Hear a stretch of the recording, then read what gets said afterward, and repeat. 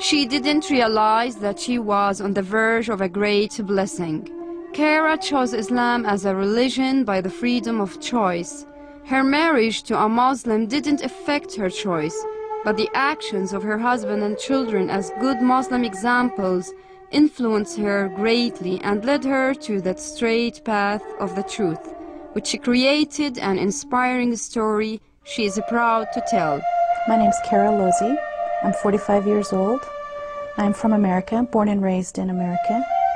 I became a Muslim in 1993. Once we got married, I started learning about Islam little bit by little bit. My husband was, like I said, a very good example of Islam, of a good Muslim, and he never forced me or pushed me or anything like that. Unfortunately, he got very ill, and at the same time that he was in the hospital, there was an Islamic school that opened up, and some people came and told us about it, and he said, I want to put the children in the school. And because he was sick, I agreed to that, but I didn't want to put them into the school, not because I didn't want my children to be Muslim, but I was afraid that they would become Muslim and they would be this little unit of my husband and children as Muslims, and I would be an outsider.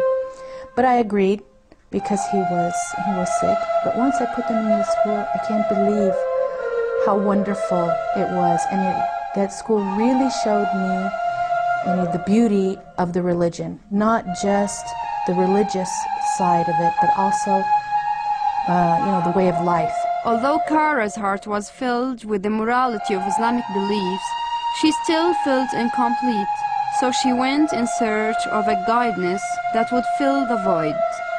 It was as if her life was a completed puzzle with one missing piece. Rejecting religious beliefs that discarded one another, she sought the Islamic beliefs as the best choice. My parents raised me as Christian, but at the same time they raised me like a Muslim. They used to always tell me, don't do this, don't do that, not because we say so, but because Allah asks you not to do it. So I think my whole life I was a Muslim, but I just didn't know how to find Islam. My father was Catholic, my mother Protestant. When my father married my mother, they excommunicated him from the Catholic Church. So he was very disappointed in the church. So when I came along, they decided that they would let me find the religion that I felt the most comfortable with. The problem with that was every time I went to a different church, they would tell me, if you don't belong to this church, you're going to hell. If you don't belong to this church, you're going to hell. If you don't belong to this church, you're going to hell. And then I got really scared. So I went to my dad and I said, I'm scared I'm going to pick the wrong one. Why can't I just have a direct line between me and God? Kara seems to balance the importance of her physical and spiritual life and has a great ambition and determination to succeed. I am the director for the American ESL Center in Amman, Jordan. We teach English to adults. My husband, it's really actually a family affair. My husband helps me.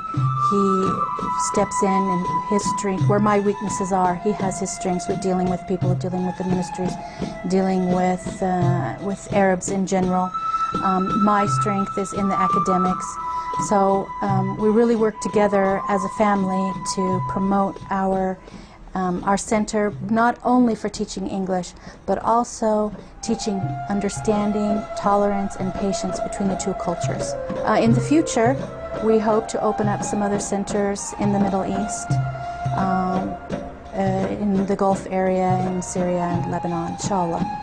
Kara established a new life for herself with the Creator's gratification. In simple words, Kara would like to send a message to those who feel lost and are afraid of the unknown.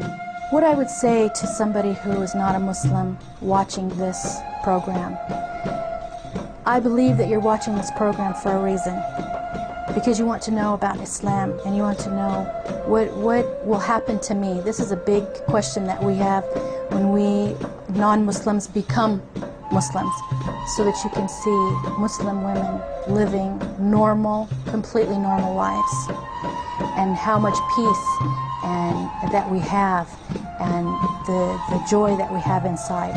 Don't think about what might happen to you, but know what's going to happen to you is going to be wonderful.